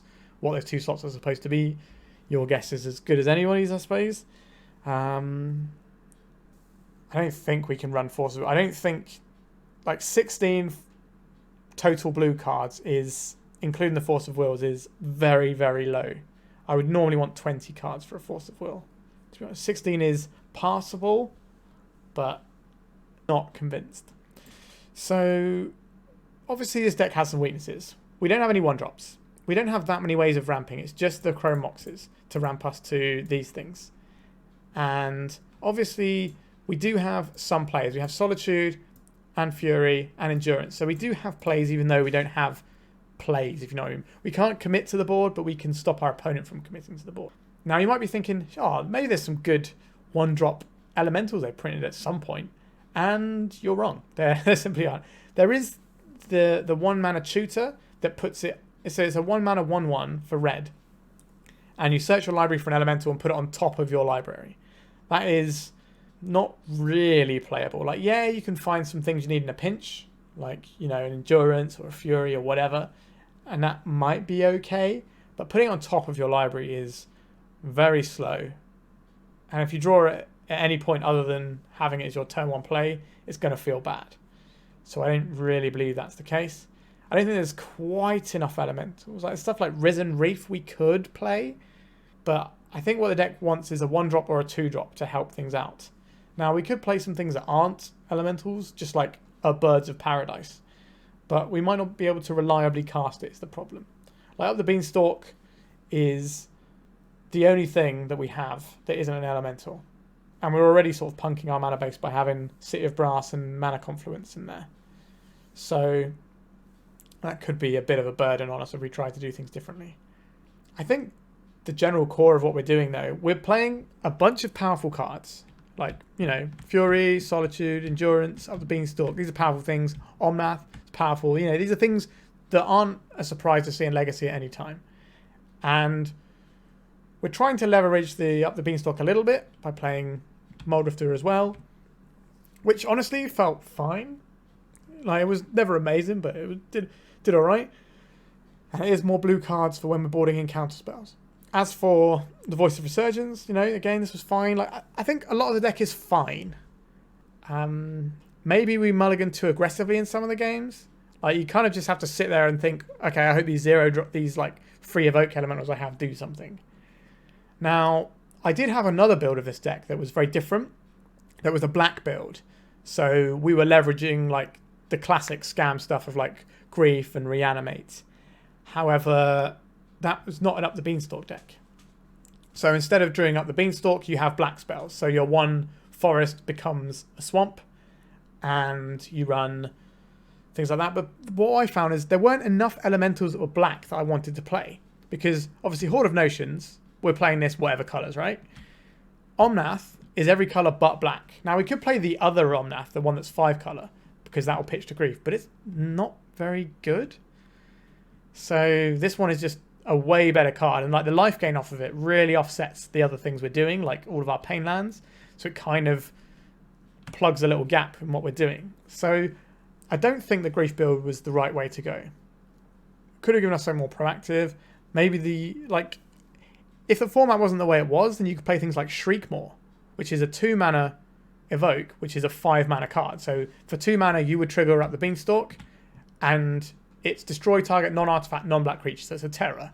But in the format, terror is not great, because one of the things you most want to kill is Orcish Bowmasters, and that's not happening with Shriek more. So that's something I did have in an earlier incarnation, but I don't think there's quite enough stuff to make this deck. I'm not going to say good, because it's going to be hard to make this good, but more viable. Like, the things we're doing are inherently powerful, but we do have quite an obvious weakness in terms of our mana base and in terms of not having like early plays to like do anything on the board. But I definitely try and play this again, though. Not sure what I would cut for what I would replace the Animas with apart from an endurance. Maybe I can try and find something. We could opt for some kind of like Mox Diamonds in there as well. Just have more fast mana so we can get to the good stuff later on. But I don't know if that's really where I want to be either. I don't know. If you've got any thoughts, please let me know, because this deck is something that I've been brewing around with for a while. I've never even tested a sample hand before today. I just built this purely on theory, and it kind of worked. It's not exactly the most difficult thing to build, is it? It's, just look at all these 4-offs, right? We're doing a pretty simple thing at the end of the day, but trying to find the right numbers is a little tricky on some of like this sort of front, and obviously with the lands and the Chrome Moxes. We definitely had like additional Chrome Moxes feeling a bit yucky in our hand, so maybe there's something we could address there. I don't know. Not really sure what the plan there is. If we were to add other stuff, like we definitely don't want any like fast mana that goes away like Petals and Spirit Guides. I do think we want the Chrome Mox. We're not trying to power out something. We're trying to advance our curve. So we need permanent mana sources. But yeah, if you've got any ideas, by all means, let me know. This was a first draft that I've been mulling over for a while, and I thought, look, let's just play it. I'm not going to get any better ideas of how to build this deck unless I actually jam a league with it. And we got some playable max. We should have gone 3-2. It was entirely my fault for not reading Cavern of Souls and just assuming you could use the mana for creature abilities, which you can't, which absolutely jammed me up. So that's a little bit disappointing. But we did the things I wanted to do today. We should have done the Horde of Notions. The deck certainly presented it as a thing that would have won us the game. So I can't be annoyed at the deck for that. Honestly, this went better than expected. I was expecting to be a 1-4 and be okay with that, and the high rate would be, okay, if we can get close to a 2-3, that'd be nice, but we were basically a 3-2 aside from my punt, so that's really cool. And I hope you enjoy something a bit weird. I play competitive decks, I play weird piles of jank, and sometimes the weird piles of janks feel alright. So please let me know if you have any thoughts on this deck. I really would like some help on this one, because it's kind of fun and doing a big silly thing, and it clearly needs a little bit of love to get there. Anyway, we're done for today, so remember to like and subscribe. Feel free to check out my Patreon. You can just give me a couple of quid a month if you want to say thanks for the content, or you can go for the higher tier and get access to things like my Greenback Turbo Depths Primer. Well, it's just Turbo Depths Primer as of this month. So I'm covering Rainbow and Greenback Depths in it, so it's been extended from where it was previously. And I also do another article every month as well, which I should probably get on and write, actually. All right, thank you very, very much for watching and joining me on this merry trip. And goodbye.